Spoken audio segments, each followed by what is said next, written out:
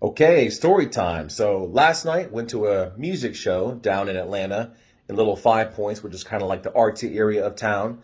And band that I had never heard of called Still Corners are actually pretty fucking awesome. Look them up. But my friends were going. I was like, yeah, I'll go to a show. Get there super late, of course. Classic Brandon. And I walk in. I'm at the front. My friends are somewhere in the middle of the venue, and so this part's kind of important, like that no one I think talks about that much is positioning, like putting yourself in a good spot to talk to chicks and meet women and stuff like that. So I was already next to a super hot chick. She's had massive tits, and I kept looking at them. But who was she there with? Her freaking big buff boyfriend. I didn't want to have him catch me staring at her tits, so eventually I left to go hang out by my friends, and I found them, and close to my friends were these two cute chicks kind of dancing and having fun. So I'm like, okay, I'm gonna go ahead and stand by them and kind of dance and have fun too. And so I'm doing that, and I was kind of getting good vibes from the one chick who was right next to me, but in came the approach anxiety, the little tingles of like, oh, okay, like I should probably say something. What should I say? That all that nonsense. But that's just normal stuff. You have to override it, overpower it. I mean, if you don't have any kind of approach anxiety, you're probably a psychopath with no emotions. You're always going to have it. You have to just learn to just when you feel that, ignore it, and then power through it. Even like I think Bobby had that great video about being nervous. It's normal. It's natural. It's fine. You got to live with it and just work with it. So my fucking opener was just, aren't they amazing? Isn't this band amazing? And she was talking about how hot the lead singer was, who was a female. And so I made a comment about how hot the guitarist was, who was a guy. And then she was like, well, I'm straight, but she's gorgeous. And I was like, well, I'm straight, but he's fucking good looking with that suit, and that guitar he's rocking out up there, just being dumb, being fun, I think something like that also conveys that I'm comfortable enough in my sexuality to compliment a guy and not be afraid of what she might think. Like, oh, is he gay? Like, I don't care what she thinks or anybody thinks, but to me, it's just funny to say stuff like that. And, like during the show, me and her talk a little bit. And I think at some point she was just like, if I had to guess your name, I would guess, I don't know what the fuck she said. Something like Quaid or Corey. I couldn't hear what she was saying. I was just like, oh, no, it's Brandon.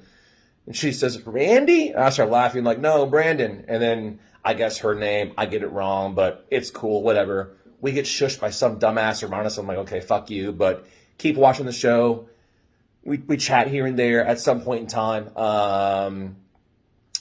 I find out that she lives like 2 hours north in Greenville, South Carolina, I think. Anyways, so not local. I'm like a half an hour from the venue, like up in the suburbs. She's even further than that. Not the best sign, but apparently she's there a decent bit, I guess for shows and whatnot. Atlanta's more happening than Greenville is. So, okay, maybe we could make something happen that night, last night. And, but I'm kind of waiting for like the moment to strike, just waiting for the right moment, right? And the show finally ends. We've been talking for a decent bit here and there. I feel pretty comfortable and confident about where I can make things go.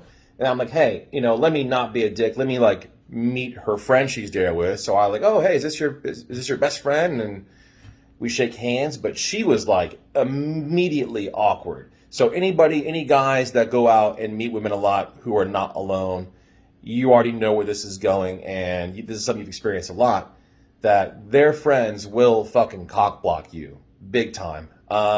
So her friend, I legit thought she was blind because she wasn't even looking at me. She was like looking like past me, and she was like, hi, nice to meet you. And I was like, are you okay? Like, I mean, hey, blind people can go to concerts too and enjoy concerts, right? It's all about the music, and the feeling that the bass gives you when it hits your chest, all that shit. Okay. And then I was just kind of like put off by that because I'll be honest, I'm kind of out of practice. And and then her friend was, okay, well, we have to go now. And then she kind of grabbed her friend when she was pulling her away. And I was like, oh, well, where are you guys going? And then obviously, they don't live here. So they're like, well, we don't know. We'll just see where we end up. And right then, I should have fucking closed and been, cool, well, give me your number and then I'll text you when I leave here or something. But ended up being a bitch and did not go for the close because of whatever reason, lack of confidence, whatever. lack of practice, and I was just, oh, okay, all right, well, I'll see you later. And then they left, never to be seen again.